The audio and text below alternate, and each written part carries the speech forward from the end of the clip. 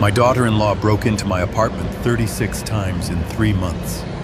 She called it checking in. I called it a felony.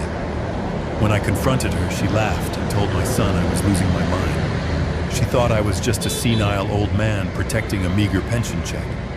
She had no idea she was declaring war on a retired forensic accountant who knows exactly how to bury people with paper.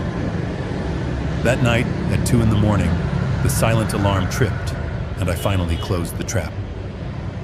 Before I tell you how I destroyed their lives, please like and subscribe if you have ever had to stand up to family who underestimated your worth. I walked into apartment 4B at exactly 11:15 in the morning. The door was unlocked.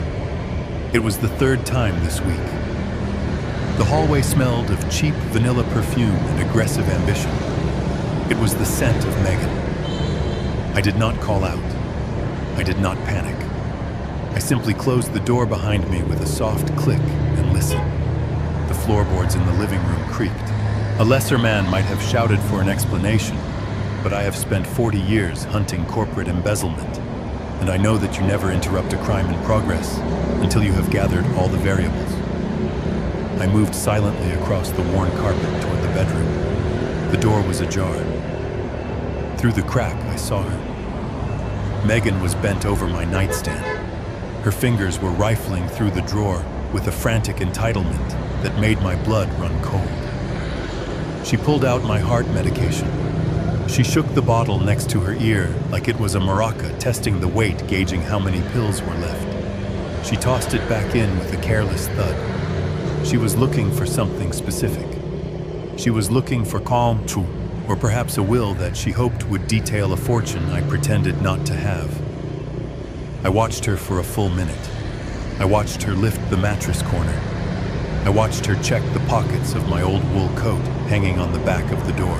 She moved with the confidence of someone who believed she owned the space and the person inhabiting it. Are you looking for a hidden fortune? Or just checking if I have expired yet, Megan? My voice was calm, level, and dry. She did not jump. She did not scream. She froze for a fraction of a second, and then turned around with a smile that did not reach her eyes. It was a smile of pure condescension. "Oh, Gerald, you scared me." She said it as if I were the intruder. "I was just stopping by to make sure you hadn't fallen in the shower or forgotten to eat. You know how you get lately.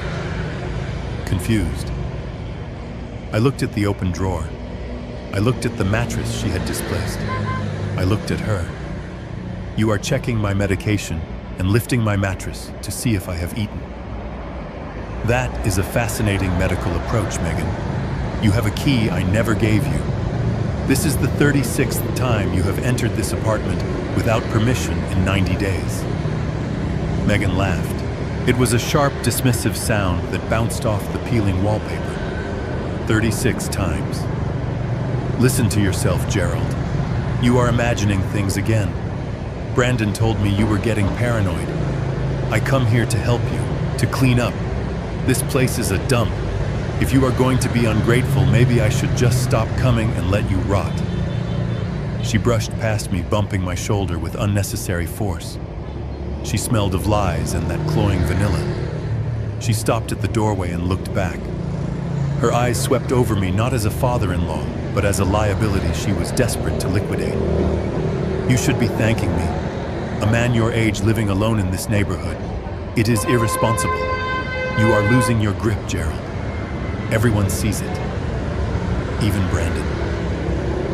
She walked out and left the front door wide open. She did not care if I was safe. She wanted me to feel unsafe. She wanted me to feel exposed. I walked to the door and locked it. My hands did not shake. My heart rate remained steady. She was trying to gaslight a man who used to find decimal point errors in billion-dollar ledgers. She thought I was losing my grip. She had no idea that I was just tightening it. I called Brandon that evening. I told him it was urgent. He arrived at 6 o'clock looking exhausted and smelling of the fast food he ate in his car to avoid going home to Megan. My son. The boy I had raised, to be honest. The man who had become a shadow of himself. He sat on my sagging beige sofa and refused to make eye contact. I placed my black notebook on the coffee table between us. It was a simple ledger. Date, time, duration of entry, items disturbed. "Read it, Brandon," I said. He picked it up and flipped through the pages without reading a single word. He sighed, a long, suffering sigh that he had clearly practiced. "Dad, we have talked about this. Megan is just trying to help. She is worried about you. She is breaking and entering Brandon. She is searching my drawers. She is looking for money. Today she told me I was imagining it. She told me I was paranoid. And now you are not even reading the evidence." Brandon dropped the notebook back onto the table. It landed with a heavy thud. "Because it is not evidence, Dad. It is a list of your delusions. Megan tells me everything. She says you forget who she is sometimes. She says she found the stove left on last week. She says you called her by Mom's name." I felt a cold, sharp pain in my chest. It was not my heart condition. It was the realization that my son was gone. He had been replaced by this weak, apologetic creature who would sell his own father's dignity for a quiet night with his wife. I have never left the stove on. I have never called her Catherine. You know that. You know my mind is sharp. I still do the Sunday crossword in ink, Brandon. I still balance my own checkbook down to the penny. Why are you lying for her? Brandon stood up. His face was flushed with a mix of anger and shame. I am not lying. I am trying to manage a difficult situation. You are 71 years old, Dad. You live in a rent-controlled apartment that smells like dust. You have no assets. You have no future. We are trying to figure out what to do with you before you hurt yourself. Megan thinks we should look into assisted living facilities, places where professionals can deal with your episodes. Episodes. The word hung in the air like toxic smoke. They were building a narrative. They were constructing a legal case for incompetence. If they could prove I was senile, they could take power of attorney. They could control the little money they thought I had. I stood up and looked my son in the eye. He flinched. I am not going to a home, Brandon, and I am not having episodes. I am telling you that your wife is a thief and a liar, and you are letting her do it because you are too weak to stand up to her.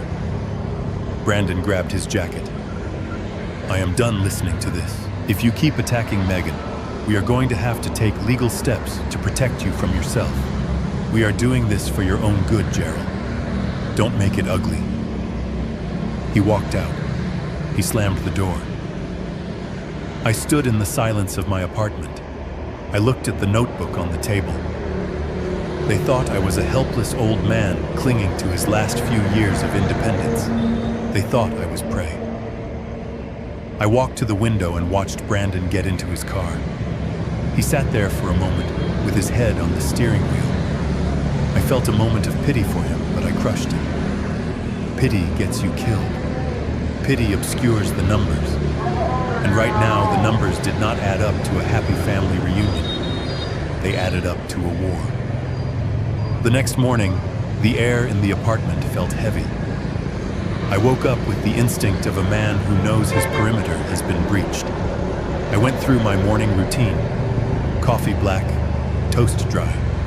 I sat at my desk, which was really just a folding card table in the corner of the living room. I kept a stack of files there. Decoy files, papers labeled pension plan and medical records. I had arranged them in a specific geometric pattern the night before. One edge of the blue folder aligned perfectly with the corner of the table. The blue folder was moved. It was off by half an inch. Megan had come back in the night, or early morning. I had slept through it. That terrified me more than anything. I checked the contents. Nothing was missing from the papers. They were boring documents anyway. But then I looked at the small wooden box on the shelf above the table. It was a simple box made of cedar. Inside, I kept the only thing of true value in this apartment. My wife Catherine's pocket watch. It was broken. It had stopped ticking the day she died 5 years ago. It was silver tarnished and worthless to anyone else. But to me, it was the anchor to my past. I opened the box. It was empty. The rage that filled me was not hot. It was absolute zero. It was the cold clarity of a judge passing a death sentence. She had taken Catherine's watch. She hadn't taken it to sell. It wasn't worth $20. She had taken it to hurt me. She had taken it to make me look for it, to make me frantic, to make me prove to Brandon that I was losing things. I took out my phone. My fingers flew across the screen. "Return the watch, Megan. Now." The reply came 3 minutes later. "What watch, Badsy? You are spiraling. We never saw a watch. Maybe you threw it out with the trash like you did with your mail last week. Check the dumpster." I stared at the screen. She was taunting me.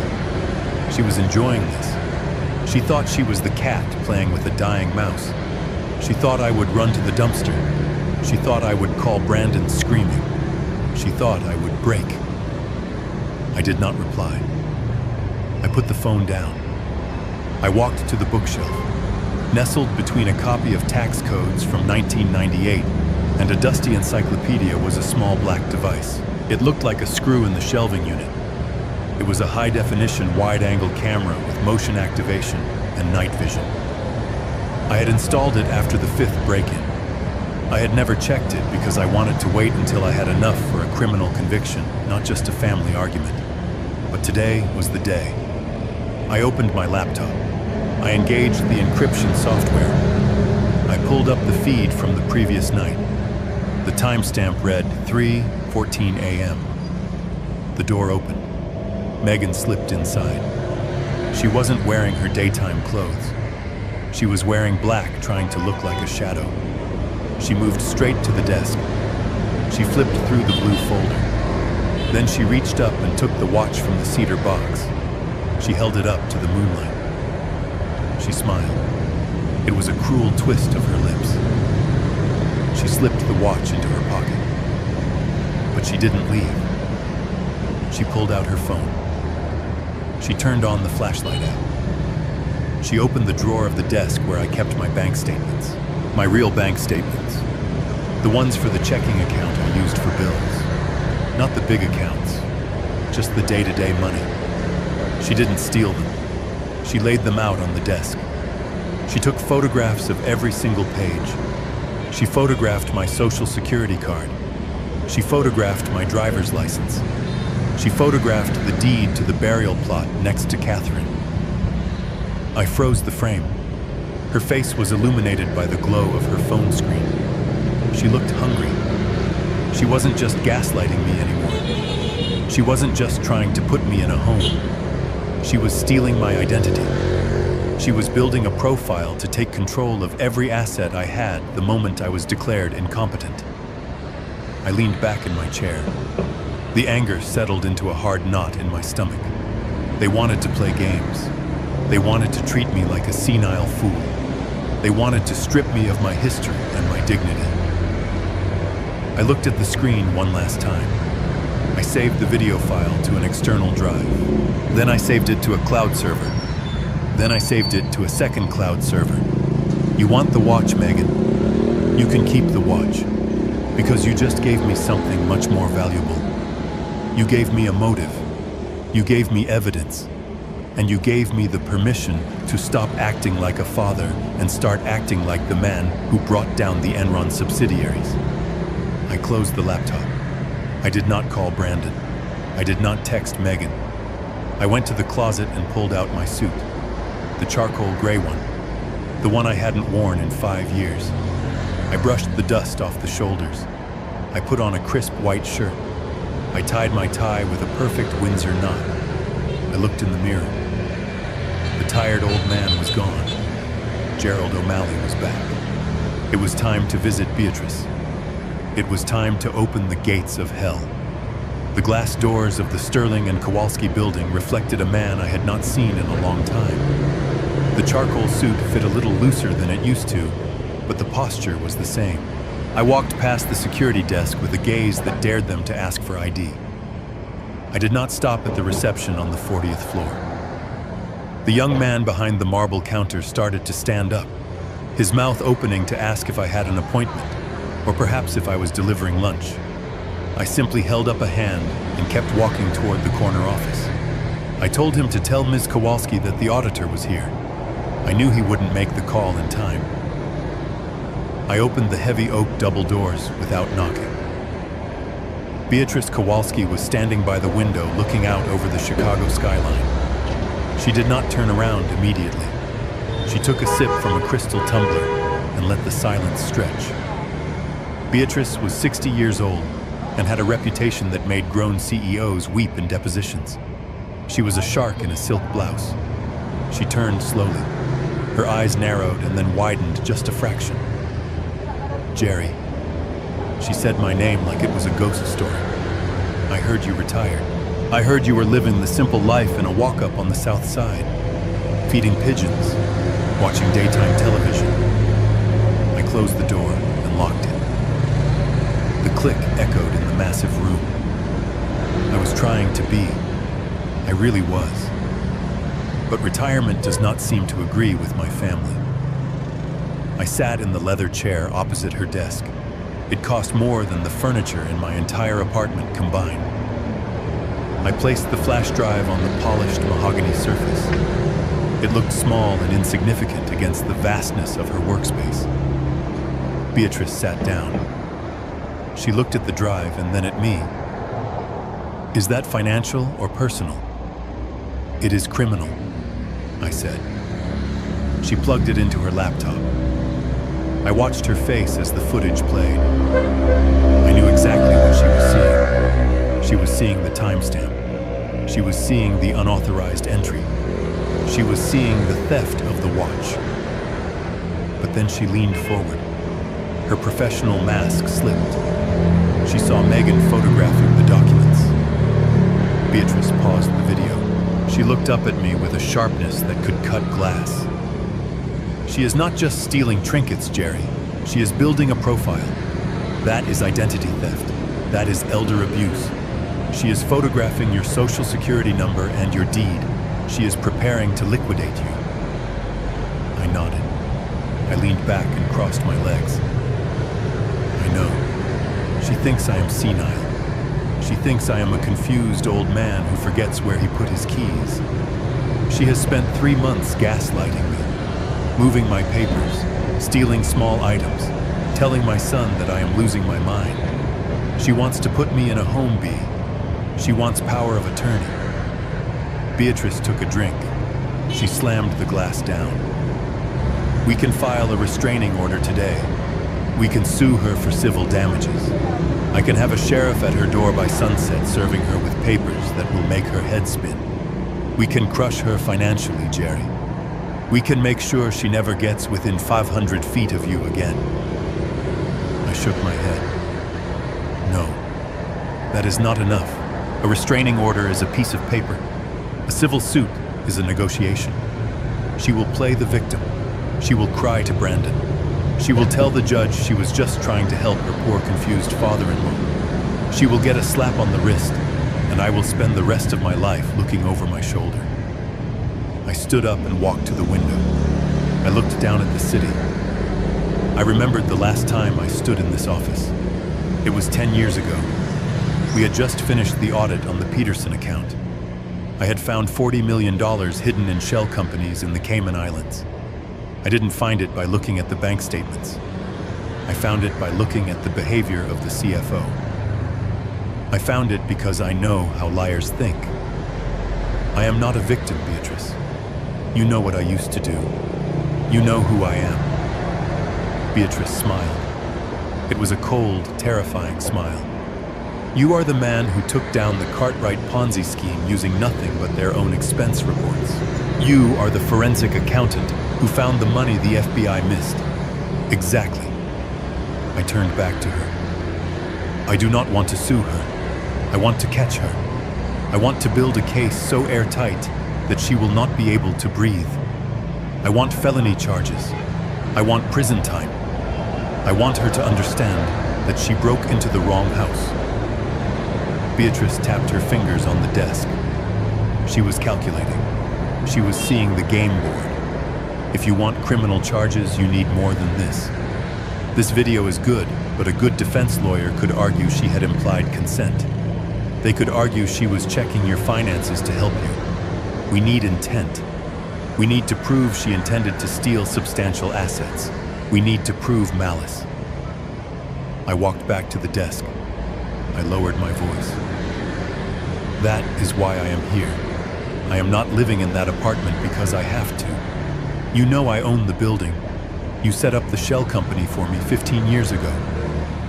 Beatrice nodded. O'Malley Holdings. You own the whole block. I do. But Megan doesn't know that. Brandon doesn't know that. They think I am a tenant. I am going to move out, B. I am going to move upstairs to the penthouse. But I am going to leave the apartment exactly as it is. And I am going to change the legal designation of Unit 4B. Beatrice raised an eyebrow. She was listening intently now. Change it to what? Change it from a residential unit to a private document storage facility for O'Malley Holdings. I want you to draw up the paperwork today. I want signs posted inside the apartment that are visible only once you enter. Signs that say restricted access, federal records. I want to bait the trap. I explained the plan. I explained the safe I was going to leave behind. I explained the rumors I was going to plant about the cash. Beatrice listened. Her eyes lit up. She saw the beauty of it. If Megan broke into a home to check on an old man, it was a domestic dispute. If she broke into a commercial storage facility to drill into a safe after being denied access, it was grand larceny and corporate espionage. It was a federal offense. You are a cruel man, Jerry, Beatrice said softly. I am a father who has just realized he raised a coward and married him off to a predator, I replied. I have spent my life finding the truth in the numbers. The numbers told me that my family is insolvent, morally and financially. I am just closing the account. Beatrice opened her laptop. She started typing. I will draft the lease agreement between you and the holding company. We will date it effective tomorrow. We will notify the precinct that the unit contains sensitive financial data. If she breaks in after you vacate, she is not visiting Grandpa. She is robbing a vault. I watched her work. I felt a cold satisfaction. This was familiar territory. This was not the messy, emotional chaos of family arguments. This was law. This was cause and effect. This was a balance sheet. Megan had created a debt. I was about to collect. Beatrice looked up from her screen. What about Brandon? He is your son, Jerry. If he is with her when she goes down, he goes down too. I felt a twitch in my jaw. I thought of Brandon sitting on my couch, refusing to look at the evidence. I thought of him telling me I was having episodes. I thought of him choosing the path of least resistance because he was afraid of his wife. I gave him a chance. I showed him the book. I told him the truth. He chose her. If he stands by the fire, he is going to get burned. I cannot save someone who refuses to grab the rope. Beatrice nodded. She understood. In our line of work, you learned that you cannot save everyone.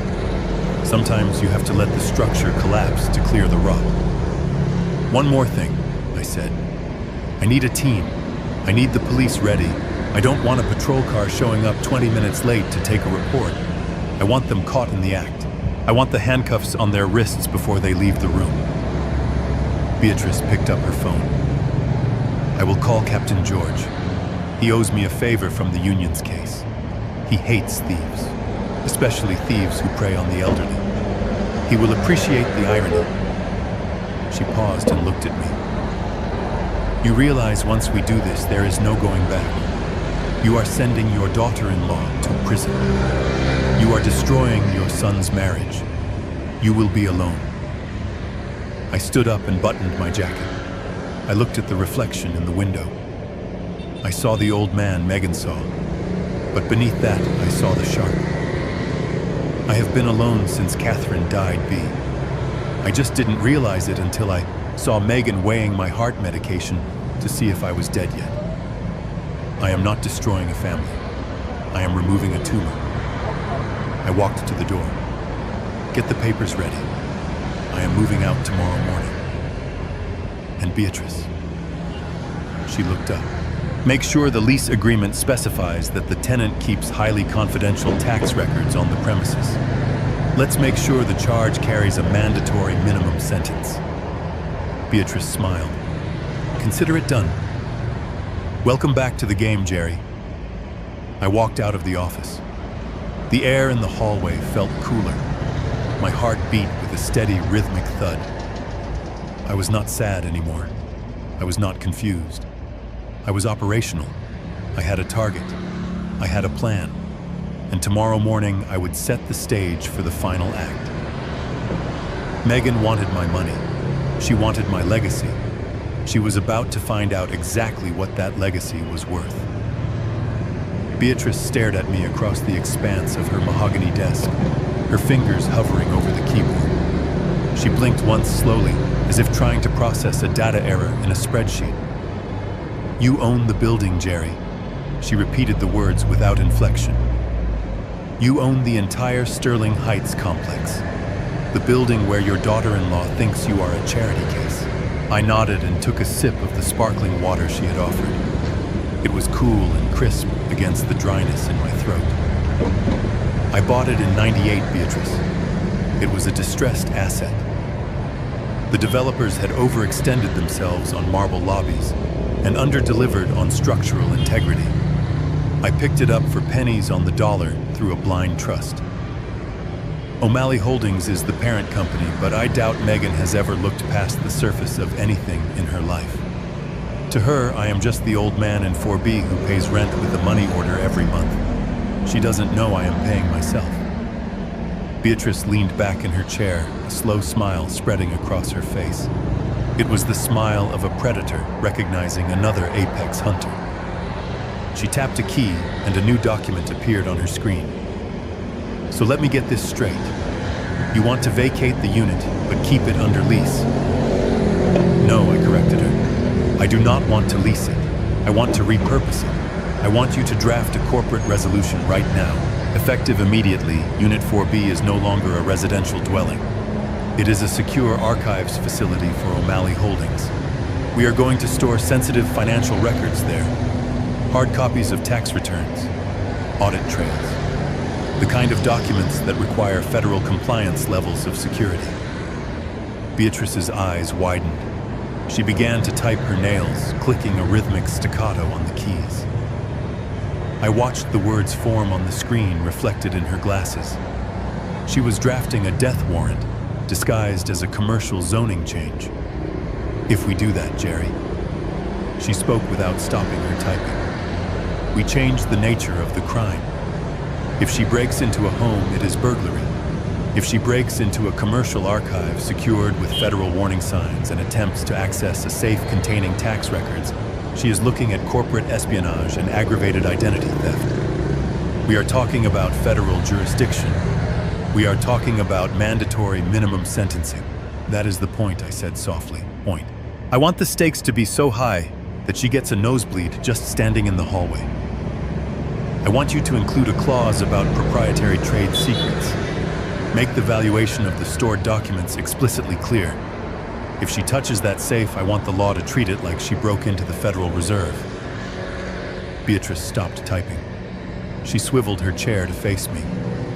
The amusement was gone from her face, replaced by a hard, professional gravity. Jerry, listen to me.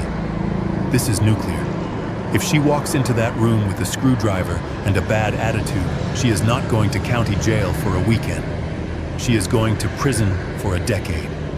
And Brandon, if he is holding the flashlight or standing lookout, he goes down as an accomplice. You are building a trap that could destroy your son. I stood up and walked to the wall of diplomas behind her desk. I looked at the framed degrees, the awards, the photos of her with governors and senators. Beatrice had built a legacy.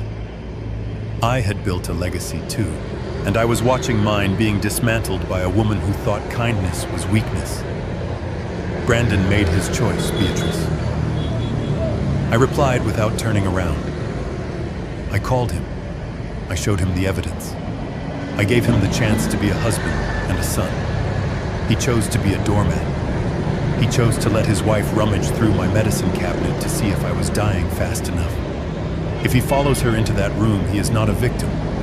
He is a volunteer. I turned back to face her. My voice dropped an octave. Do you know what she said to me yesterday, B.A.? She told me I was lucky she visited at all. She told me I was a burden. She looked at me with eyes that calculated my net worth based on the furniture in a room I pretended to rent. She doesn't just want my money. She wants to erase me.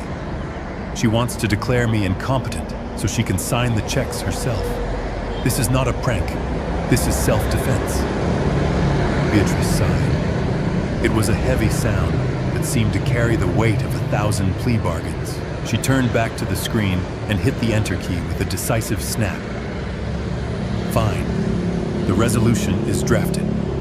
O'Malley Holdings designates Unit 4B as a Level 3 secure storage facility. I will have the signage printed within the hour. You need to put them up the second you move your furniture out. High visibility. Warning: restricted access. Authorized personnel only. She printed the document. The laser printer hummed in the corner, churning out the pages that would seal Megan's fate. Beatrice handed them to me still warm. Sign here as chairman of the board, and here as the tenant surrendering the lease. I signed. The ink flowed smoothly. It felt like signing a treaty to end a long and bloody war. Now, Beatrice said, stacking the papers neatly, we need to talk about the bait. You said you are leaving a safe. Yes, a vintage, formidable-looking steel safe. I bought it at an auction years ago.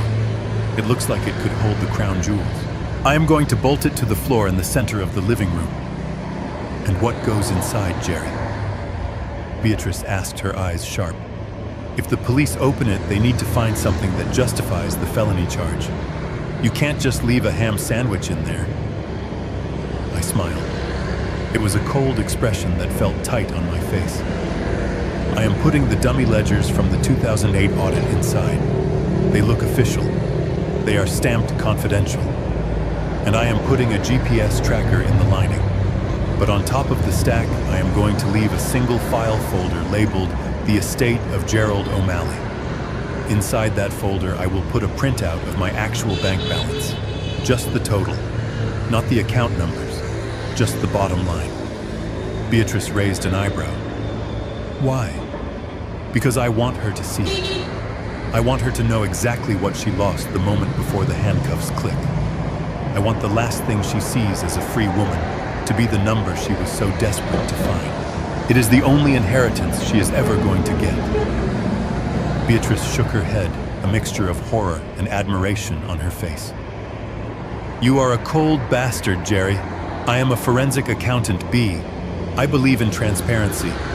She handed me a second set of documents. This is the lease for the penthouse. Unit 40A, top floor, private elevator access. You can move in tonight. The security system up there is state-of-the-art. You can monitor the cameras in Unit 4B from your living room television. I took the keys. They were heavy brass real keys, not the flimsy plastic cards they gave the other tenants. They felt substantial. Thank you, Beatrice. Send the bill to the holding company and add a hazard pay surcharge. You have earned it.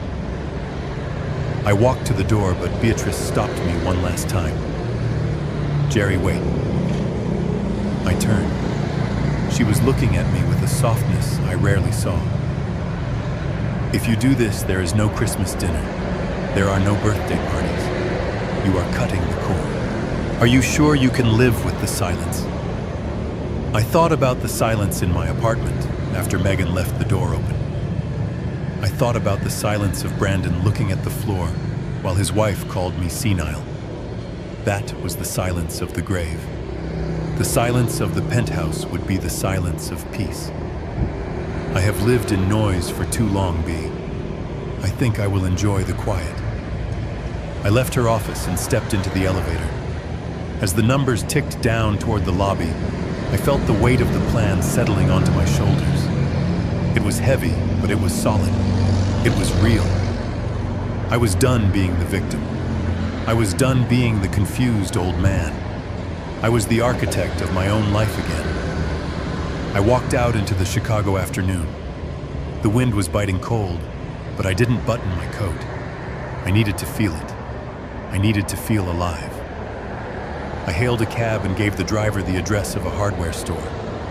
I needed bolts, heavy industrial bolts, the kind that anchor a safe to the floor so securely that you would need a jackhammer to move it. Megan wanted to find buried treasure. She wanted to crack the code of Gerald O'Malley. I was going to give her exactly what she wanted. I was going to give her a puzzle she couldn't solve and a prize she couldn't keep. I sat back in the cab and watched the city blur past. The game was set. The pieces were moving. And tomorrow morning, the trap would be armed. All she had to do was reach for it. And I knew Megan. I knew her greed like I knew the tax code. She wouldn't be able to help herself. She would reach. And the moment she did, the steel jaws would snap shut. I walked back into the apartment at 4 in the afternoon. The air inside felt stale, recycled, and heavy with the ghosts of the life I was about to abandon. I did not take off my coat. I did not loosen my tie. I was not staying long enough to get comfortable. I was only here to deliver a performance. I walked to the kitchen and poured a glass of water. I stood by the sink and looked out at the brick wall of the adjacent building. I took a deep breath. This had to be perfect. It had to be loud enough to be heard, but private enough to sound like a secret. I knew she was there. I did not need to see her car. I did not need to smell her cheap vanilla perfume.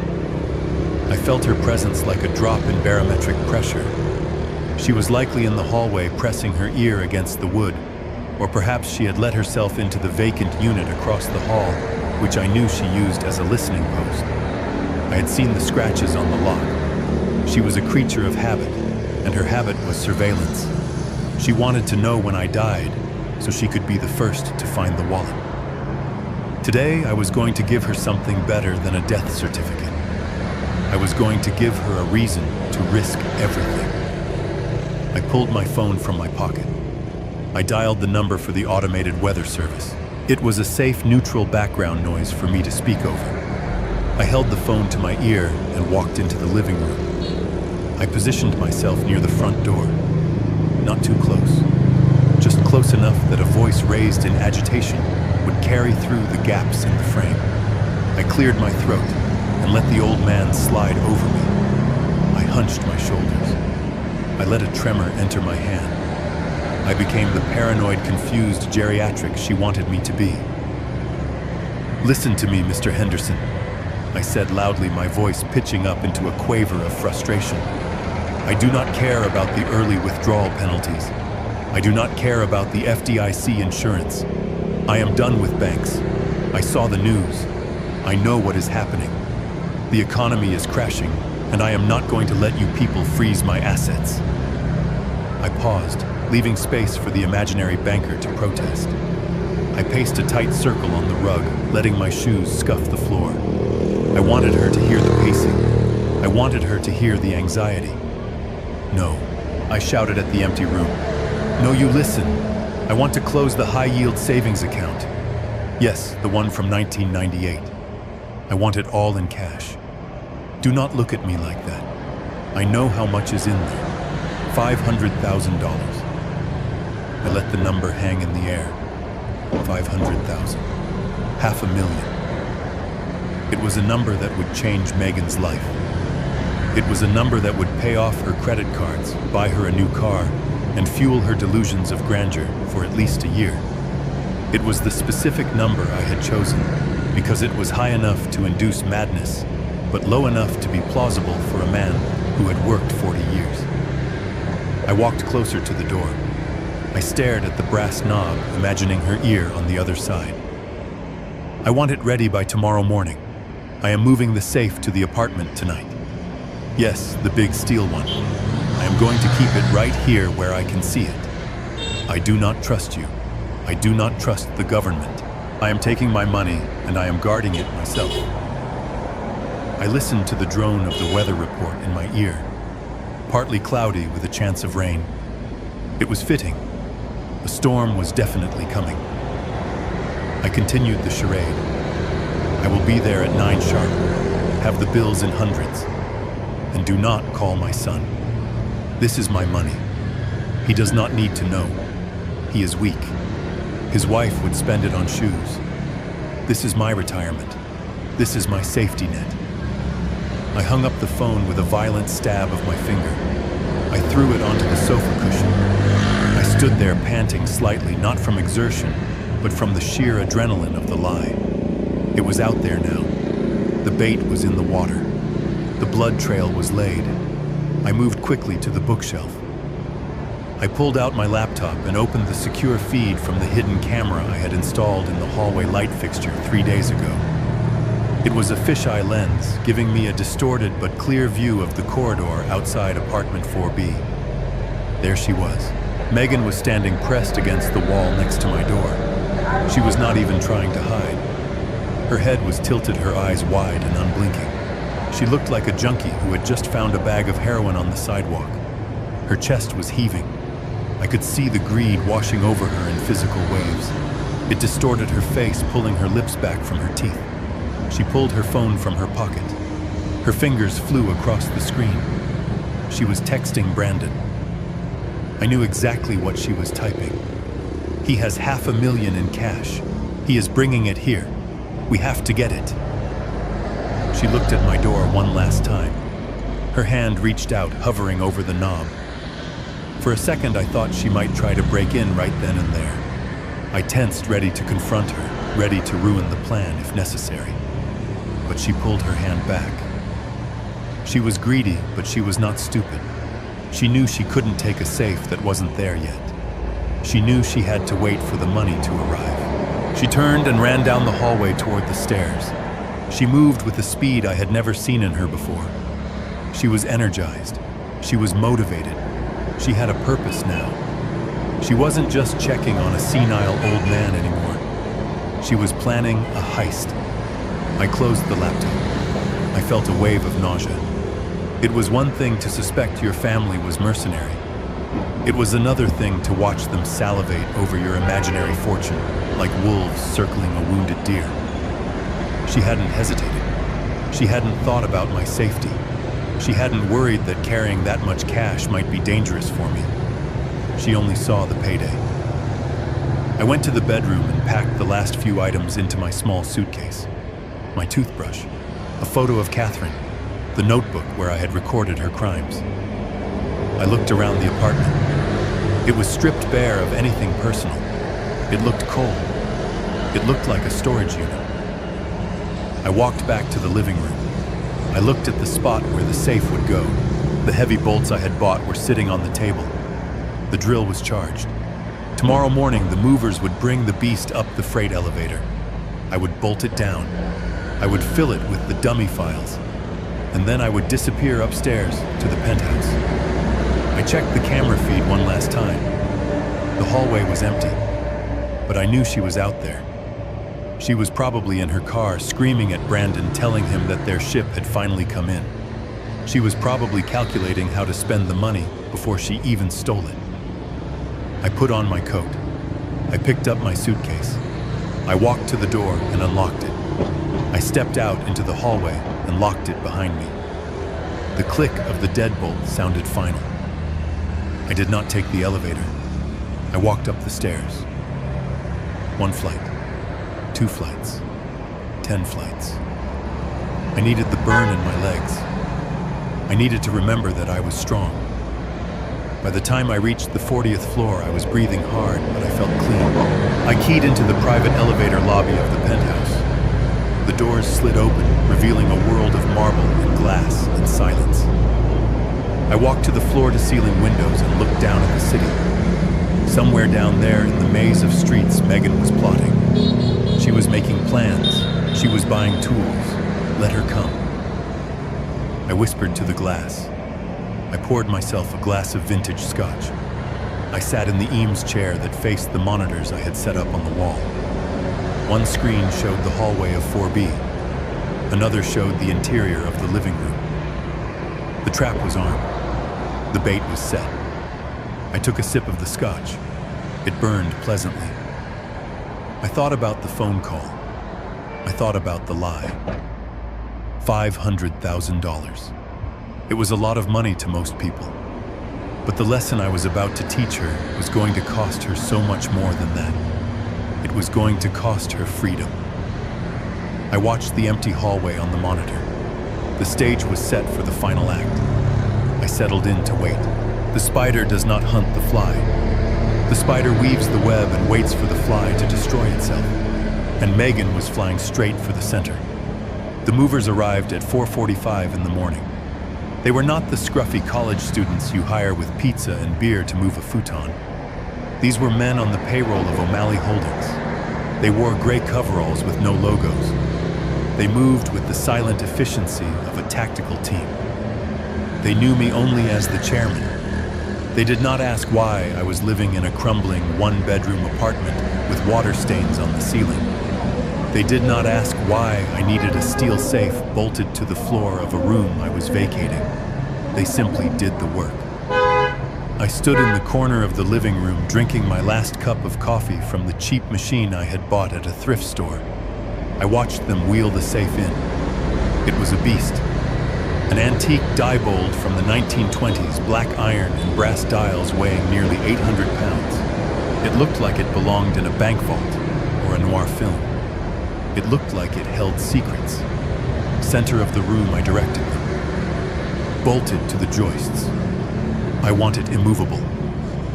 One of the men brought out a heavy-duty impact drill. The sound of the bolts driving into the subfloor was a violent mechanical scream that vibrated through the soles of my shoes. It was the sound of a cage locking. When they were finished, the safe sat there like a monolith. It dominated the empty room. It screamed value. It screamed importance. I walked over to it. I spun the dial. The tumblers clicked with a satisfying precision. I opened the heavy door. The interior smelled of oil and cold steel. I reached into my briefcase and pulled out the bait. First, the dummy ledgers, thick leather-bound books filled with rows of meaningless numbers that looked incredibly important to the untrained eye. I stacked them neatly. Then I placed the small black box in the back corner. The GPS tracker. It was active. It was blinking a slow, steady red light. If this safe moved an inch, I would know. Finally, I placed the manila folder on top. Estate of Gerald O'Malley. Confidential. Inside was the single sheet of paper with the account balance. It was the cheese in the mousetrap. I closed the door. I spun the dial. I locked it. Next came the signage. Beatrice had sent them over by courier late last night. They were not handwritten notes. They were official laminated placards mandated by federal compliance standards for secure document storage. I taped the first one to the front of the safe. Warning: restricted access. Federal tax records. Property of O'Malley Holdings archives. I taped the second one to the inside of the front door at eye level. No trespassing. Authorized personnel only. Violators will be prosecuted under Title 18 U.S. Code. It changed the room. With the furniture gone and the safe sitting there in the stark morning light, the apartment no longer looked like a home. It looked like a black site. It looked like a place where secrets went to die. The movers cleared out the rest of my decoy life. The sagging sofa, the scratched dining table, the boxes of old clothes I never wore. They took them down the freight elevator to the disposal truck. I did not feel a pang of nostalgia. I felt like a snake shedding a dry, itchy skin. I took one last look around. The dust motes danced in the shaft of light coming through the dirty window. I saw the scuff marks on the floor where Megan had paced. I saw the scratch on the lock she had picked. This apartment had been my prison cell for 3 years. A prison of my own making designed to test the character of my son. He had failed the test.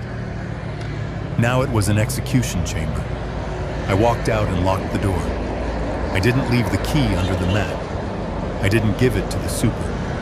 I put it in my pocket. I walked down the hall to the service elevator. The movers held the door for me. One of them pressed his key card against the sensor panel. A button lit up that no other tenant in the building could access. PH. The elevator rose. It bypassed the 5th floor, the 10th, the 20th. My ears popped. The vibration of the cables was a low hum. I was ascending. I was leaving the underworld of Gerald the pensioner and rising to the Olympus of Gerald the chairman. The doors slid open directly into the foyer of the penthouse. The transition was jarring. Downstairs, the air smelled of boiled cabbage and old carpet. Up here, the air was scrubbed clean, filtered and scented with white tea. My shoes clicked on Italian marble. The light was different here. It was brighter, clearer. I walked into the main living area. It was a space of glass and steel suspended in the sky. The furniture was minimal, modern, and fiercely expensive. A Steinway piano sat in the corner untouched. I walked to the wall of windows that offered a 360-degree view of Chicago. The city looked like a circuit board from up here. Orderly, logical, controllable. I went to the command center I had set up in the study. A bank of high-definition monitors glowed on the wall. I sat in the ergonomic chair and typed in my passcodes. Screen 1 showed the hallway of the 4th floor. It was empty. The door to 4B stood closed and silent. Screen 2 showed the interior of 4B. The safe sat there brooding in the center of the frame. The infrared camera made it glow with a ghostly heat signature. I was the eye in the sky. I was God looking down on his creation, and I was waiting for the sinners to arrive. I pulled my phone from my pocket. It was time to sever the last tie. It was time to give them the green light. I composed a text to Brandon. I kept it short. I kept it pathetic. Brandon, I cannot stay here anymore. The city is too loud. I am moving to the country to live with Aunt Sally. Do not come looking for me. I need to be alone with my thoughts. The apartment is empty. I left the key inside. Goodbye. I hit send. I watched the screen. I waited. Aunt Sally. My mother's sister. She had died of a stroke in 1999. Brandon had been at the funeral. He was 12 years old. He had carried a wreath. If he cared about me, if he knew anything about my life or my history, he would know that Aunt Sally was dead. He would know that I was either lying or having a complete mental breakdown. He would call the police. He would call hospitals. He would panic because his father was claiming to live with a ghost. I watched the phone. 1 minute passed. 2 minutes. The reply came. Okay, Dad. Whatever you want. Stay safe. He didn't remember. Or he didn't care. He just saw an open door. He just saw an obstacle removing itself. I put the phone down on the glass desk. The vibration of the notification had barely ceased when I saw movement on monitor 1. It was 9 o'clock in the morning. The elevator doors on the 4th floor opened. Megan stepped out. She wasn't walking. She was practically running. She was wearing workout clothes, a hoodie pulled up over her head. She looked over her shoulder. She looked at my door. Brandon stumbled out of the elevator behind her, looking pale and sick. She had the text. She knew I was gone. She thought the apartment was empty. She thought the money was sitting there waiting for her. I leaned forward in my chair 40 floors above them. I took a sip of the espresso the automatic machine had just brewed. It was bitter and hot. "Go ahead, Megan," I whispered to the screen. "Knock." She didn't knock. She reached into her pocket and pulled out a key. A key she shouldn't have. A copy of a copy. She jammed it into the lock. She twisted it. It didn't turn. I had changed the cylinder 3 hours ago. On the screen, I saw her face contort. She rattled the handle. She kicked the door. She turned to Brandon and screamed something I couldn't hear, but I could read her lips perfectly. He changed the locks. He changed the damn locks. Brandon put his hands on his head. He wanted to leave. He wanted to go home. But Megan wasn't leaving. She stared at the door as if she could burn through the wood with her eyes. She pulled out her phone. She started typing. She wasn't texting me. She was looking for a locksmith. I sat back. The first pawn had been moved. The night was blocked. Now she would have to get creative. Now she would have to break the law in a way that couldn't be explained away as a family wellness check. I watched her pace the hallway like a caged tiger. I watched my son lean against the wall, defeated by his own apathy. Welcome to the penthouse view, Brandon. It is a long way down. I sat in the ergonomic leather chair of my command center 40 floors above the street. The coffee in my hand was perfectly hot. The silence in the penthouse was absolute. It was a silence money bought. A silence that insulated me from the desperate scratching of the creatures below. On the central monitor, the feed from the hallway camera on the 4th floor played out in high definition. It was like watching a nature documentary about scavengers fighting over a carcass, except the carcass was my life savings and the scavengers were my family. Megan was vibrating. That is the only word for it. She stood in front of door 4B with her hands clenched into fists at her sides. The key that had failed to turn was still in her hand. She stared at the lock as if it were a personal insult. She looked at the brushed steel faceplate of the new deadbolt I had installed. It was a Medico Maxim, drill resistant, pick resistant. It was a lock that said no. She turned to Brandon. On the screen, I could see the spittle flying from her mouth as she screamed. The audio feed was crisp, picking up every syllable of her rage. "Do something, Brandon," she shrieked. "Don't just stand there like a statue. Break it down. Kick it in." Brandon looked at the door. He looked at his wife. He looked tired. He looked like a man who had been carrying a heavy stone uphill for 10 years and had just been told he was only halfway to the top. "I can't kick it in, Megan," he said, his voice flat and hopeless. "Look at it. It's a solid core door with a steel frame. Dad must have reinforced it. He said he was worried about security." Megan laughed. It was a sound that scraped against the microphone. "Security? He's a paranoid old bat who thinks the government is coming for his imaginary millions. He probably forgot how to use a key. He's probably in there right now counting his pills and drooling." She hammered her fist against the wood. "Gerald, open this door. It's Megan. We know you're in there." Silence from the apartment. Of course there was silence. It was empty. The safe was the only occupant silently broadcasting its location to my server upstairs. She turned back to the lock. She grabbed the handle and rattled it violently, throwing her entire body weight against the door. It didn't budge, not even a millimeter. He said he left the key inside. She hissed. "He texted you. He said the apartment was empty and the key was inside.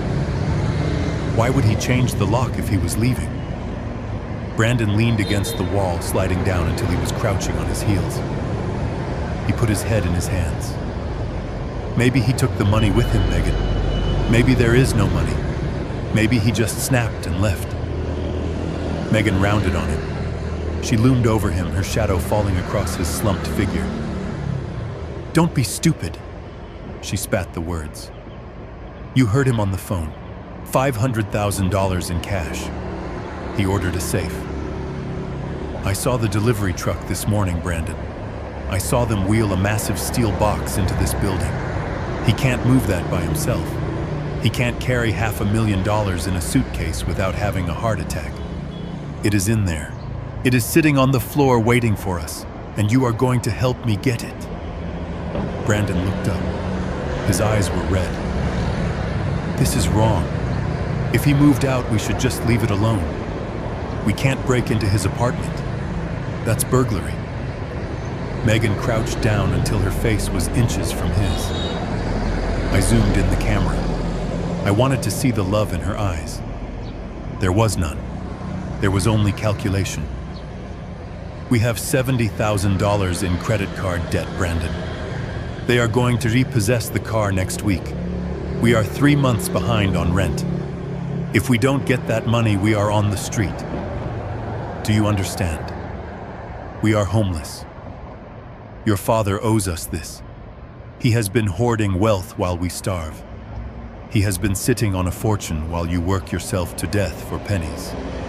It is not burglary. It is an advance on your inheritance. I took a sip of coffee.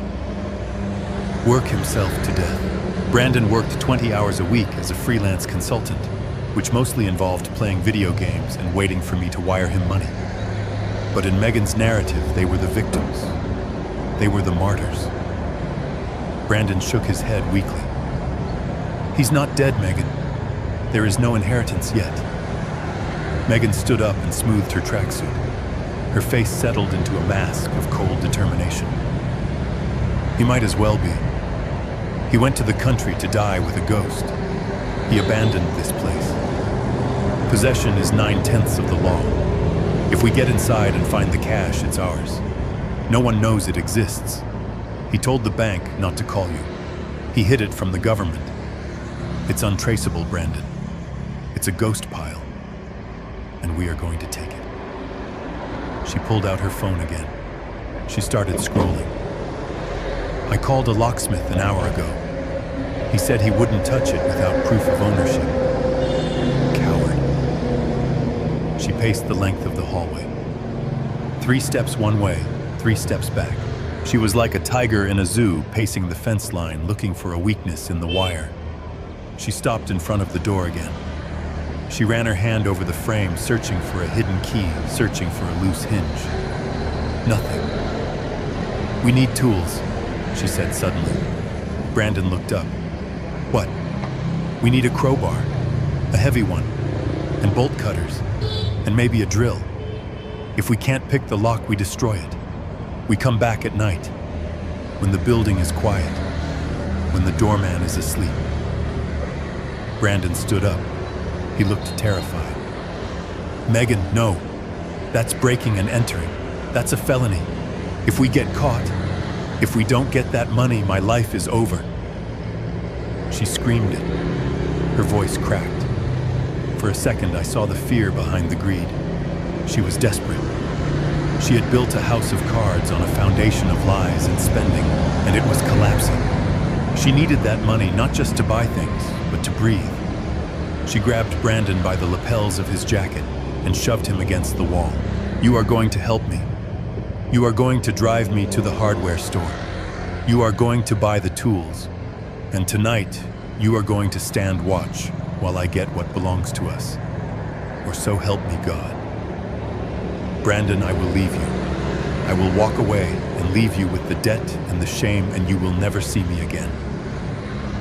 Brandon stared at her. I watched my son weigh his morality against his fear of loneliness. I watched him weigh his father against his wife. It wasn't even a contest. The scale tipped instantly. His shoulders sagged. The fight went out of him.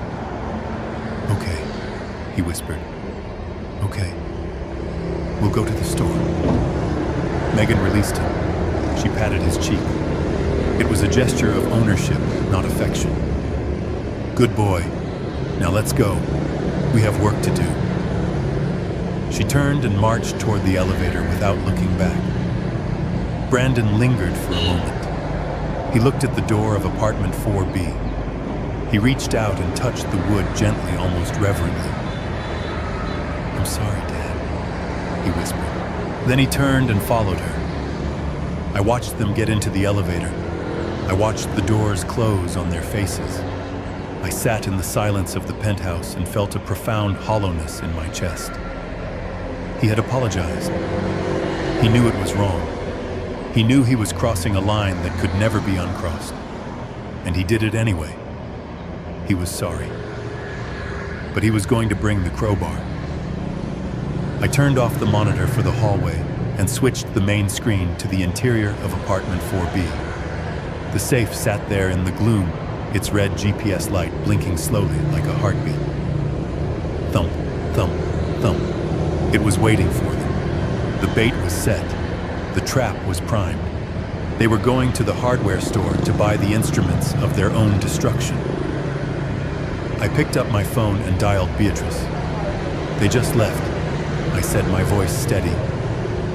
"They are going to buy tools. They are coming back tonight.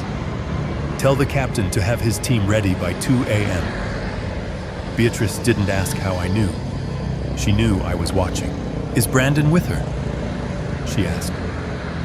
"Yes," I said. "He is driving the car." There was a pause on the line. "I'm sorry, Jerry." "Don't be," I replied, closing my eyes for a brief second. He just signed his resignation letter from the family. Let's make sure the severance package is delivered promptly. I hung up, I stood and walked to the window. The city below was waking up. Millions of people going about their lives, earning their livings, making their choices. Down there, somewhere, my son and his wife were buying a pry bar. I would be ready. I would be watching. And when they broke that seal, they would find out that the only thing in that safe was the truth. And the truth, as they say, will set you free. But first, it will put you in handcuffs. The sun began to dip behind the steel canyons of the city, casting long purple shadows across the floor of the penthouse. I sat in the dark, illuminated only by the cool blue glow of the monitor array. I had not moved from the chair for hours. I was a sentinel. I was a ghost haunting my own building. The silence up here was profound, but on the screen, the drama was playing out in grainy silence. At 5:45, Megan played her last card before violence. She returned to the hallway, not with a crowbar, but with a man in greasy coveralls carrying a heavy tool bag. A locksmith, not a reputable one. I ran a quick search on the logo on his shirt. Al's 24-hour unlock, 1-star reviews, known for overcharging and asking 0 questions. Perfect for Megan. I zoomed in. I watched them argue in the hallway. Megan was gesturing wildly, pointing at the door. She was spinning a lie I could almost hear through the screen. My father is sick inside. He locked himself in. We lost the key. The locksmith looked bored. He knelt down to inspect the lock. I leaned forward. This was the test of the hardware. I had installed a Medeco Maxim deadbolt. It is the kind of lock they use on embassies. It is pick-resistant, drill-resistant, and terrifying to an amateur. The locksmith took one look at the keyway. He ran his thumb over the hardened steel faceplate. He stood up and shook his head. I saw him mouth the words, "Cannot do it." Megan grabbed his arm. She pulled a wad of cash from her purse. It was my money, probably withdrawn from an ATM using the last of the credit limit. She tried to shove it into his pocket. The locksmith backed away. He pointed at the camera in the light fixture. He had spotted it. He wasn't stupid. He knew a commercial-grade security setup when he saw one. He knew that breaking into a unit secured like Fort Knox wasn't worth $500. He picked up his bag and walked to the elevator, leaving Megan standing there with a fistful of cash and a face twisted in impotent rage. She kicked the door. She kicked it so hard I thought she might break a toe. Then she turned to Brandon, who was leaning against the opposite wall, looking like a man waiting for a firing squad. She screamed something at him. He nodded. They got into the elevator. The diplomatic phase was over. Now came the brute force. 2 hours later, they returned. This time, they were not empty-handed. I watched them wrestle a long, heavy package out of the elevator. It was wrapped in brown paper, but the shape was unmistakable. A 36-inch wrecking bar, a tool designed for demolition, a tool designed to tear wood from frames and steel from concrete. Brandon was carrying a pair of bolt cutters. They looked heavy in his hands. He looked like a child playing soldier with real weapons. They didn't go to the door immediately. They went into the vacant unit across the hall. I had left it unlocked, knowing they used it as a staging ground. They were going to wait. They were going to wait until the building slept, until the doorman was on his break, until they thought the world wasn't watching. I picked up the phone. It was time to make the call.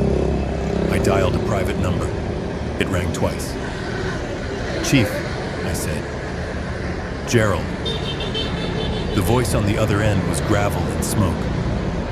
"George Miller, Chief of Police for the precinct." We had played poker together every Thursday for 10 years before Catherine got sick. He was a good man who had seen too much bad in the world. "I haven't heard from you in a year. Is everything all right?" I looked at the monitor. I looked at the wrecking bar leaning against the wall in the vacant apartment across the hall. "No, George, it isn't, but it is about to be. I have a situation at the Sterling Heights building." I told him everything. I didn't dress it up. I gave him the facts, just like I used to give the district attorney the numbers. I told him about the break-ins. I told him about the identity theft. I told him about the safe and the trap. I told him that in a few hours, 2 suspects were going to attempt a forcible entry into a unit designated as a secure corporate archive. George listened. He didn't interrupt. When I finished, there was a long silence on the line. "Your own son, Jerry?" he asked heavily. "My own son," I confirmed. "He is driving the getaway car, George. He is holding the bolt cutters." I heard the scratch of a match and the exhale of smoke. George was thinking. "If I send a team in there, Jerry, we are talking felony charges. We are talking armed burglary if they have a crowbar. That is a weapon in the eyes of the law. Once the cuffs go on, I can't take them off just because you get cold feet. The DA will eat this up. It is a slam dunk." I looked at the image of Brandon on the screen. He was sitting on the floor of the vacant unit, staring at the wall. He looked lost. But he was there. He had made his choice. "I won't get cold feet, George. I want them caught in the act. I want them inside the unit. I want her hand on the safe. I want the charges to stick so hard that she will need a chisel to get them off." "All right," George said. "I will send a tactical unit. No sirens. We will come in silent. We will secure the perimeter at 1 a.m. "When do you think they will move?" 2 a.m., I said. "That is when the night shift doorman takes his lunch break. She knows the schedule. She watches everything. 2 a.m. it is. I will be there personally, Jerry. I want to see this." "Thank you, George. Don't thank me. You are doing the hard part. I am just taking out the trash." I hung up. The sun was completely gone now. The city outside was a grid of electric light. I felt a strange sense of detachment. I was observing a train wreck in slow motion. I had laid the tracks, I had built the engine, but they were the ones shoveling the coal. I watched the screen for hours. They sat in the dark across the hall. They ate sandwiches from a gas station. They argued in whispers. I could see Megan pacing again. She was agitated. She was checking her watch every 3 minutes. She was fueled by a toxic mix of adrenaline and avarice. She was thinking about the money. She was spending it in her head. $500,000. It was enough to fix everything. It was enough to bury the mistakes. She didn't know that the only thing she was going to find in that safe was a mirror. At 1:30 in the morning, I saw movement on the street below. Two unmarked vans pulled up to the service entrance. Men in dark uniforms stepped out. They moved like shadows. George's team. They were entering the stairwell. They were moving into position. My heart began to beat a little faster. Not from fear, but from finality. This was it. The point of no return. I switched the audio feed on. I wanted to hear them. I wanted to hear the justification. Megan stood up. She picked up the crowbar. She weighed it in her hands. "It is time," she whispered. Brandon stood up. He picked up the bolt cutters. He looked like he was going to be sick. "Megan," he said, "we can still go. We can just leave. We can drive away." Megan turned on him. Her eyes were black holes in the night vision camera. "And go where, Brandon? To the shelter? To the bankruptcy court?" "No. We are going into that room. We are getting that money. And tomorrow we are going to be rich. Now move." She pushed him toward the door. I sat back in my chair. I took a deep breath. "Come on in, Megan," I said to the empty room. "The bank is open." The digital clock on my wall flipped to 2:00. It was the hour of the wolf. The hour when good people were asleep and desperate people made mistakes that would define the rest of their lives. On the monitor, the hallway was bathed in the grainy green light of the night vision camera. The door to the vacant unit across the hall opened slowly. It was not a stealthy movement. It was the heavy, reluctant push of a man who knew he was walking toward a cliff. Megan stepped out first. She wore black gloves, the kind you buy in a multi-pack at a gas station. In her right hand, she gripped the wrecking bar. It was a cold piece of hexagonal steel, 36 inches long, heavy enough to kill a man or pry a house off its foundation. She moved with a jerky, frantic energy. Her head snapped left, then right, checking for the elevator, checking for the ghost of a witness. There was no one, just the silent lens of my camera watching her every twitch. Brandon followed her. He carried the bolt cutters across his chest like a holy relic he was afraid to drop. He was sweating. I could see the sheen on his forehead, even in the low light. He looked at the camera in the light fixture. For a second, our eyes met across the digital divide. He didn't see me, but I saw him. I saw the child I had taught to ride a bike. I saw the boy who had cried when his goldfish died.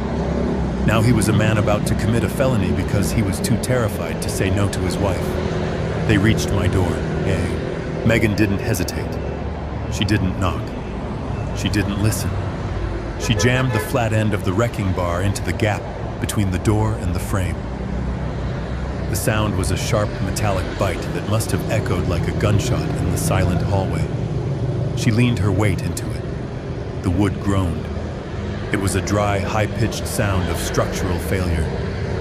The Medeco lock I had installed was a masterpiece of engineering. It would not pick. It would not drill. But a lock is only as strong as the wood it is bolted to. Megan wasn't attacking the lock. She was attacking the architecture. She grunted a raw, animalistic sound of effort. She put her boot against the wall for leverage and pull. Crack. The sound came through the speakers, crisp and violent. The door frame splintered. A piece of trim flew off and hit the opposite wall. The deadbolt held fast to the strike plate, but the wood around the strike plate tore away. The door popped open with a shuddering bang, swinging inward into the darkness of apartment 4B. They froze. They stood in the doorway, breathing hard, waiting for a shout, waiting for a siren. There was only silence. The apartment was a black mouth waiting to swallow them. Go, Megan hissed. They stepped across the threshold. Instantaneously, a red banner flashed across my monitor screen. Silent alarm activated. Priority 1.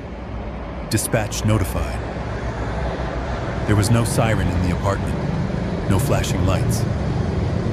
That was the beauty of a commercial-grade silent alarm. It gave the intruder a false sense of security.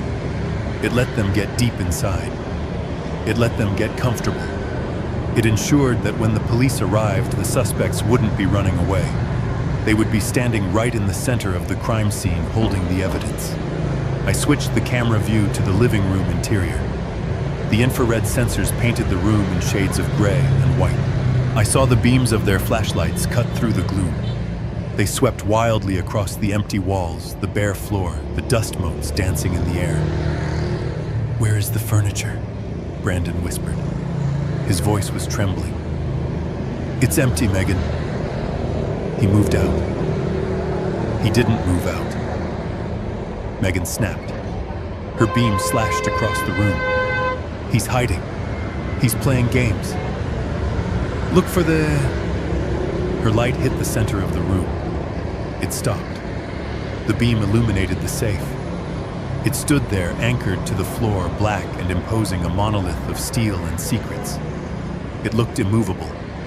It looked like it contained the wealth of nations. Megan let out a sound that was half gasp, half moan.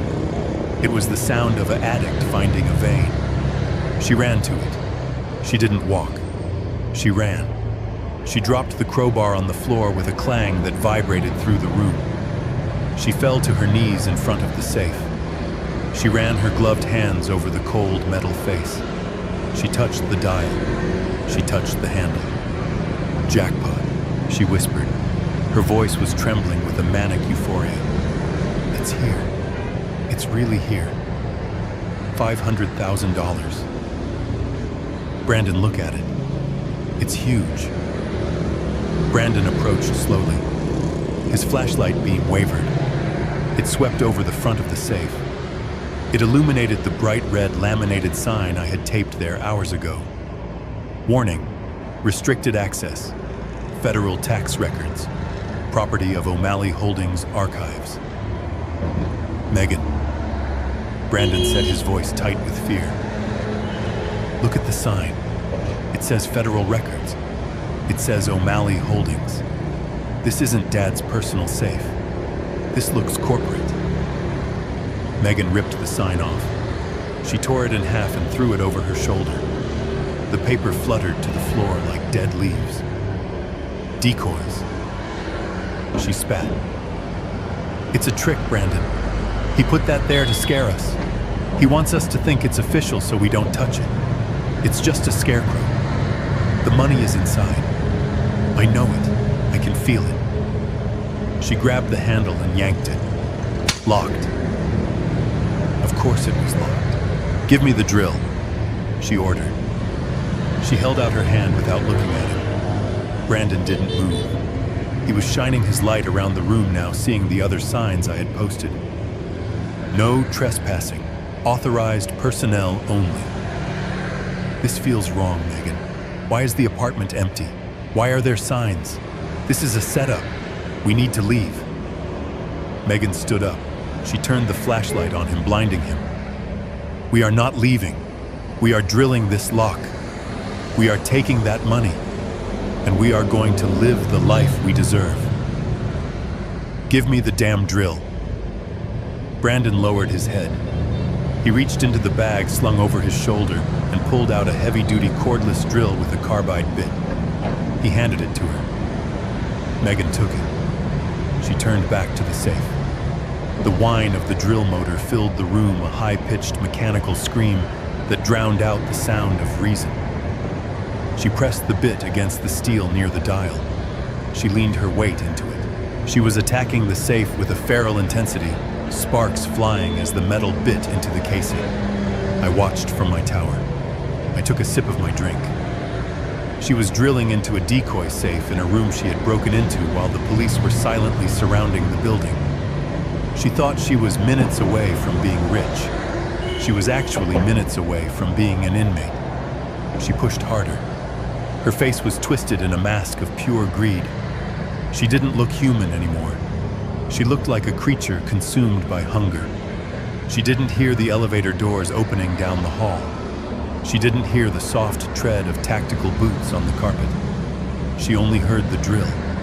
She only saw the money she imagined was inside. She was so close. She thought she was winning. I checked the hallway monitor. 6 men in body armor were stacking up outside the door. One of them held a battering ram. Another held a shield. Chief George was at the back, his service weapon drawn but pointed at the floor. They waited. They were waiting for the signal. Or maybe they were just enjoying the show. Megan stopped drilling. She wiped sweat from her forehead. Almost there. She panted. I can feel it giving. She revved the drill again. The sound was a crescendo of entitlement and stupidity. I leaned forward and pressed the button on my console that controlled the lights in Unit 4B. It was time to bring them into the light. The lights in Unit 4B did not flicker on. They slammed on. I had installed high-intensity halogen work lights in the ceiling corners wired to a central switch in the penthouse. 1 second, the room was a cave of shadows, illuminated only by the frantic beam of Megan's flashlight. The next second, it was brighter than a surgical theater. Megan screamed. It was a reflex, a sharp intake of breath followed by a shriek, as her pupils contracted violently against the blinding glare. She dropped the drill. It clattered against the safe, bouncing off the steel door and spinning across the hardwood floor. She threw her hands up to cover her eyes, stumbling back. Brandon didn't scream. He froze. He stood there like a deer caught in the headlights of a semi-truck, his mouth open, his hands still clutching the flashlight that was now useless against the overwhelming brightness. Then came the sound. "Police, get on the ground now!"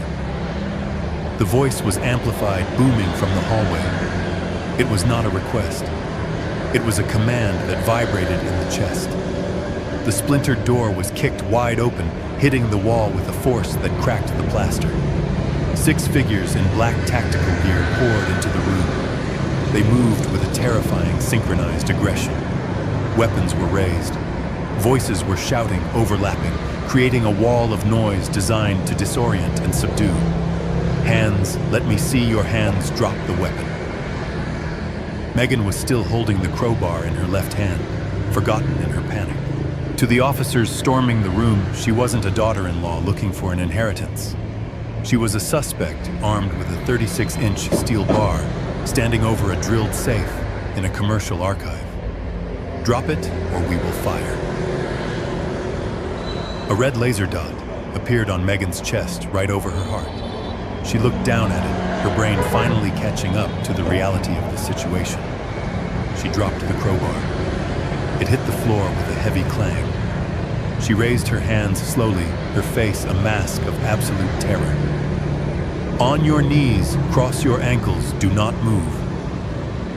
2 officers were on her in a second. One kicked her legs out from under her. She hit the floor hard, her face pressing against the dust she had once complained about. A knee was pressed into her back, pinning her down.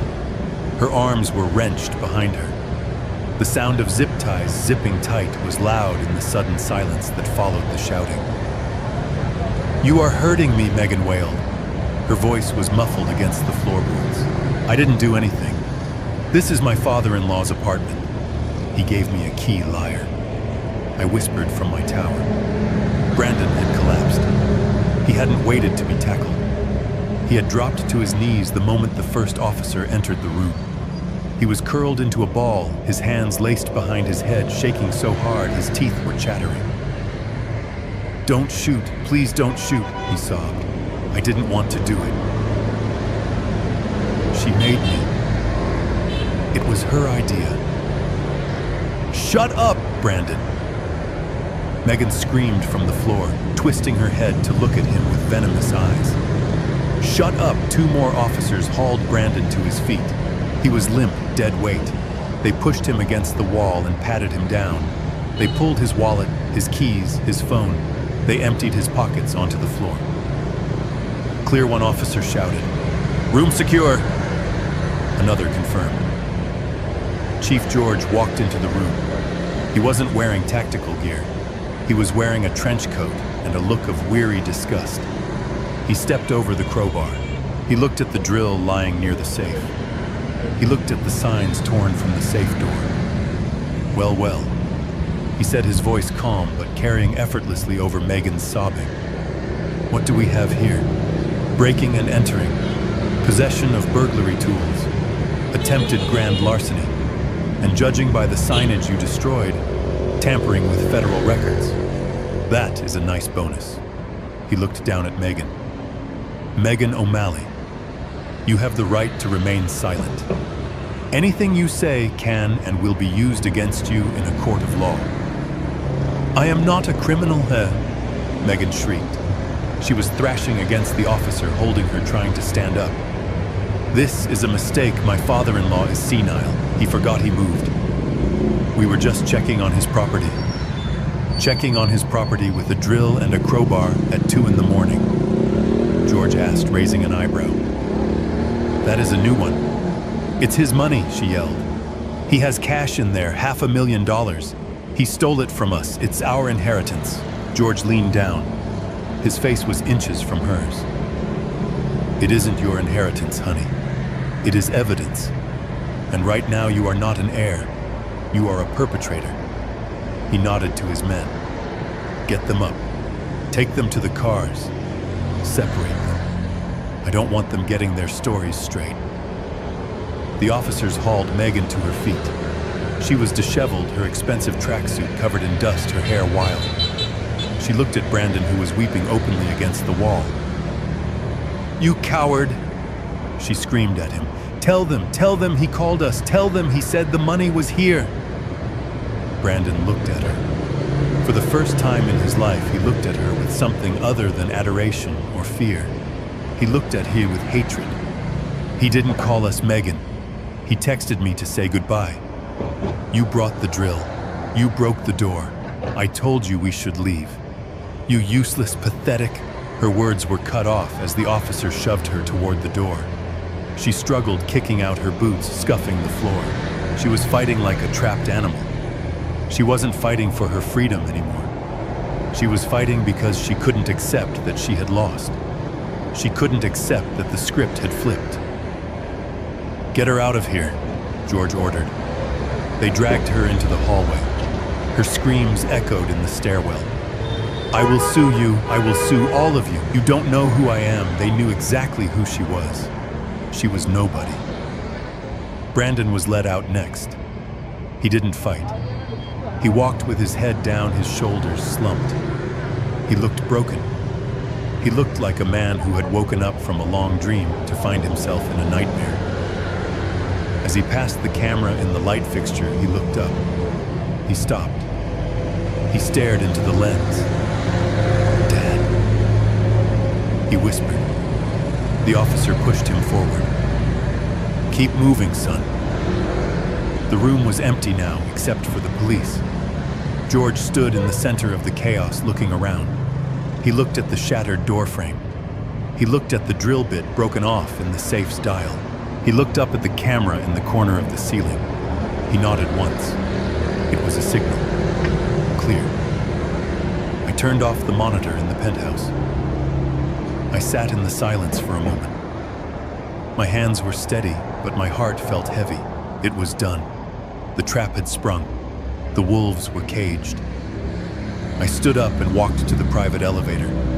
I checked my reflection in the mirror panel. My tie was straight. My suit was crisp. I did not look like a victim. I looked like a CEO. I pressed the button for the lobby. The elevator descended smoothly. I was going down to meet them. I was going down to deliver the final blow. Megan thought she was being arrested for burglary. She thought she could talk her way out of it. She thought this was just a misunderstanding about a family dispute. She didn't know about the shell company. She didn't know about the federal status of the archives. She didn't know that the man walking out of the elevator to meet her wasn't her father-in-law. He was the prosecution. The lobby of Sterling Heights was a theater of blue and red strobe lights. The revolving doors were stopped. Police radios chattered with that static rhythm of organized chaos.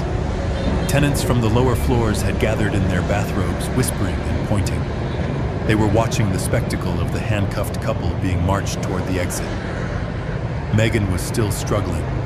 She was shouting about lawsuits and rights and the incompetence of the police department. She looked wild. Her hair was matted with sweat and dust from my floor.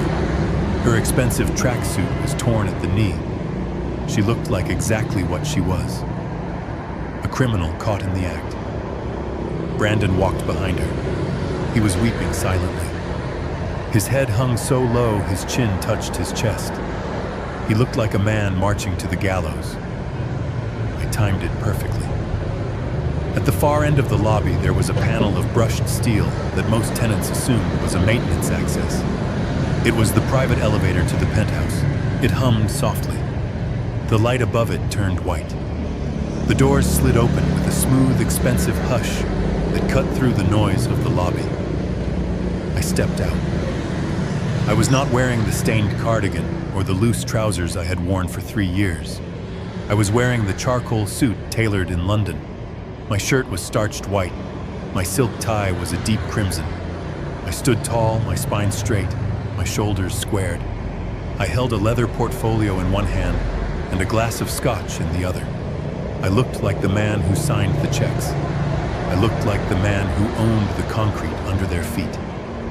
The silence that rippled through the lobby started near the elevator and spread outward like a wave.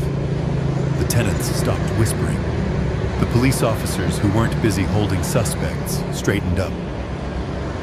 Megan saw me. She stopped fighting. Her eyes went wide. She blinked rapidly, trying to reconcile the image of the confused old pensioner she bullied with the titan standing across the marble floor. "Gerald," she gasped. Her voice was raspy from screaming. "Gerald, tell them. Tell them who I am. Tell them this is a mistake. Tell them you gave me permission." She lunged forward, dragging the officer holding her arm a few inches before he jerked her back. "Dad." Brandon looked up. His face was streaked with tears and grime. "Dad, please, help us." I did not move toward them. I did not rush to comfort them. I walked slowly toward the center of the room. My shoes clicked on the marble, a sharp, authoritative sound. I stopped 5 feet away from them. I took a sip of my drink. I looked at Megan not with anger, but with the clinical detachment of an auditor examining a fraudulent ledger. "Permission," I said. The word hung in the air. My voice was deep, steady, and completely devoid of the tremor I had faked for months. "You are claiming I gave you permission to use a wrecking bar on a reinforced door at 2 in the morning. You are claiming I gave you permission to drill into a safe marked federal records." Megan flinched. She heard the change in my voice. She saw the clarity in my eyes. The fog of senility she had relied on was gone. You are okay," she stammered. "You aren't confused." I smiled. It was the smile of a shark who just tasted blood in the water. "I have never been confused, Megan. I have been patient. There is a difference." Chief George walked over to me. He holstered his weapon. He nodded respectfully. "Mr. O'Malley, we secured the suspects inside the archives room. They had breached the outer door and were attempting to breach the containment unit. We have the tools and evidence. We have the video feed you provided. It is a clean catch." Megan looked between us. Her brain was misfiring. "Mr. O'Malley," she whispered. "Why is he calling you that? Why is he talking to you like that? You are just a tenant. You live in 4B, you are nobody." I handed my glass to a passing officer who took it instinctively. I stepped closer to Megan. I wanted her to see the stitching on my lapel. I wanted her to smell the expensive scotch. "I do not live in 4B, Megan. I staged 4B. I live in the penthouse. I have lived there for 15 years." I gestured around the lobby with a sweeping motion of my hand. "I do not pay rent here. I collect it. I am the chairman of O'Malley Holdings. I own this building. I own the building next door. I own the commercial park where your husband used to pretend to work. Brandon made a sound like a dying animal. He fell to his knees again, dragging the officers down with him. You own it, he choked out. You have money, you have millions, and you let us live like this. You let us struggle. I looked down at my son. The disappointment was a cold stone in my gut. I let you live like a man, Brandon. I gave you an education. I gave you a debt-free start. I gave you the opportunity to build your own life. Instead, you married a woman who measures love in credit limits, and you decided it was easier to steal from your father than to work for a living. I turned back to Megan. She was shaking her head slowly back and forth. No, this is a trick. This is another one of your delusions. You are poor. You are old. You can't be this. I pulled a document from my leather portfolio. It was the fresh court order Beatrice had drafted. It had the seal of the Federal District Court. This is not a delusion, Megan. This is a federal complaint. You see, when you broke into Unit 4B, you didn't break into a private residence. You broke into a designated corporate archive facility housing sensitive financial data and federal tax records. I held the paper up so she could read the header. That makes this corporate espionage. That makes it aggravated identity theft. That makes it a federal crime with a mandatory minimum sentence that will ensure you are an old woman by the time you see the outside of a cell. Megan read the paper. Her face went gray. The arrogance drained out of her, leaving only a hollow terror. But we are family, she whispered. You can't send family to federal prison. I leaned in close. You stopped being family the moment you rifled through my medicine cabinet to see when I would die. You stopped being family when you told my son to put me in a home so you could buy a new car. Tonight, you are just an intruder, and I am just the man pressing charges. I looked at George. Take them away, Chief. I have a meeting with my lawyers in the morning to discuss the eviction of their cats. Wait, Megan screamed as they hauled her backward. Wait, Gerald, Dad, I'm sorry. We can fix this. I'll sign anything. Don't do this.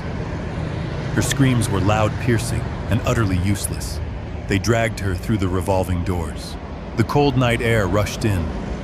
The blue lights washed over her face one last time before they shoved her into the back of the cruiser. Brandon didn't scream. He just looked at me through the glass of the lobby doors. He looked at the suit. He looked at the elevator. He looked at the father he had underestimated. He mouthed one word. Why? I didn't answer him. He knew why. The cars pulled away. The sirens didn't wail. They just faded into the traffic of the city. The lobby was quiet again. The tenants were staring at me with wide eyes. They saw the old man from 4B who used to carry his own groceries standing there like a king. I turned to the night concierge who had been watching from behind the desk with his mouth open. Henry, I said. Yes, Mr. O'Malley. He stammered. Have a cleaning crew sent to Unit 4B immediately. I want the door replaced. And send a bottle of the 18-year-old single malt up to the penthouse. I am celebrating. Yes, sir. Right away, sir. I walked back to the private elevator. I pressed the button. The doors slid open. I stepped inside and turned to face the lobby one last time. I was alone. I was wealthy. I was powerful. And I had just cut the cancer out of my life. The doors closed. The elevator began to rise. I loosened my tie. It was done. The legal trap was shut tight. Now came the paperwork. Now came the final dismantling of their lives. But for tonight, I was going to sit on my balcony and watch the city lights and listen to the beautiful sound of absolutely nothing. I sat on the cold metal chair across from them. The interrogation room smelled of stale coffee and fear. It was a smell I knew well from my days auditing corrupt CEOs who realized too late that they had cooked the books one too many times. Megan sat with her hands cuffed to the table. The orange jumpsuit they had put her in clashed horribly with her pale, shocked face. Brandon sat next to her, looking at his hands. He hadn't spoken since they brought him in. Beatrice sat beside me, opening her briefcase with the slow, deliberate movements of an executioner sharpening an axe. "You can stop this, Gerald," Megan whispered. Her voice was raspy. She had screamed herself hoarse in the holding cell. "You can tell them it was a misunderstanding. You can tell them you invited us. If you don't, I swear to God I will tell everyone you are senile. I will tell the press you set us up." I leaned forward. I placed my hands on the table. "You will tell the press nothing, Megan, because nobody cares what a convicted felon has to say about the victim of her crime. And you are not going to trial for burglary. That would be too easy. You are going to federal court." Beatrice slid a photo across the table. It was a picture of the interior of the safe taken by the forensic team. It showed the drill bit she had broken off in the lock. It showed the mutilated steel. And it showed the contents. The stack of leather-bound ledgers stamped with the O'Malley Holdings seal. "Do you know what you were drilling into?" Beatrice asked. Her tone was conversational, almost pleasant. "You weren't drilling into a piggy bank. You were attempting to breach a federally compliant storage unit containing historical tax records for a multinational holding company." Megan looked at the photo. She looked confused. "They are just papers," she said. "Where is the cash?" "You said there was cash." I laughed. It was a dry sound. "There was never any cash, Megan. I am a forensic accountant. I don't keep cash. I keep records. Those ledgers you were trying to destroy contain the audit trails for assets worth millions. By attacking that safe, you committed corporate espionage. You attempted to destroy federal tax documents. Do you know what the mandatory minimum sentence is for that?" Beatrice answered for her. 10 years, no parole. And since you crossed state lines to buy the burglary tools, we are adding trafficking in criminal instruments to the list. You are looking at a decade in a federal penitentiary, Megan. You will be 40 years old when you get out. Megan's face crumbled. The arrogance, the anger, the entitlement, it all evaporated, leaving behind a terrified child. She looked at Brandon. "Do something," she hissed. "He is your father. Make him stop." Brandon looked up. His eyes were hollow. He looked at me. "Dad," he said softly. "Please. She is my wife. We have a life. We just wanted to get ahead. We were desperate. You have so much. Why couldn't you just help us?" I looked at my son. I looked at the man who had stood by while his wife stole my dead wife's watch. I looked at the man who had agreed to put me in a home so he could inherit a fortune he hadn't earned. "I did help you, Brandon," I said. "I paid your tuition. I paid for your wedding. I paid your rent for 3 years when you said you were struggling with your startup. I helped you until my back broke from carrying you. But you didn't want help. You wanted a handout. And when I stopped giving it, you decided to take it." I pulled a document from my portfolio. It was a single sheet of paper. "This is my will, Brandon. Or rather, it was my will. I placed it on the table. I updated it this morning. Before last night, everything was going to you. The building, the portfolio, the accounts, all of it. I was going to leave you an empire." Brandon stared at the paper. His hands twitched. "But now," I continued, "now you get nothing. I have established a blind trust. The assets will be liquidated and donated to the pension fund for victims of elder abuse. You are disinherited, Brandon, completely. You have no home. You have no money. And in about 10 minutes, you are going to be processed for conspiracy to commit a felony." Brandon began to weep. It was a silent, ugly crying. He put his head on this table and shook. He wasn't crying because he was sorry. He was crying because he realized the magnitude of his loss. He had traded a kingdom for a chance to steal a few crumbs. Megan stared at me with pure hatred. "I hope you die alone," she spat. I stood up. I buttoned my jacket. "I will not die alone, Megan. I will die in peace, which is more than you will have in your cell." I turned to Beatrice. "We are done here. Give the district attorney the file. Tell him we are not interested in a plea deal unless it involves her leaving the state forever." And Brandon, I looked at the back of my son's head. "If you ever decide to be a man instead of an accessory, you know where to find me. But don't come knocking on my door without an apology and a job." I walked out of the interrogation room. The heavy steel door clanged shut behind me, sealing them in their new reality. I walked through the bullpen of the police station. The air tasted sweet. It tasted like justice. I had lost a son, but I had regained my life. And as I walked out into the sunlight, I knew that for the first time in years, I was truly free.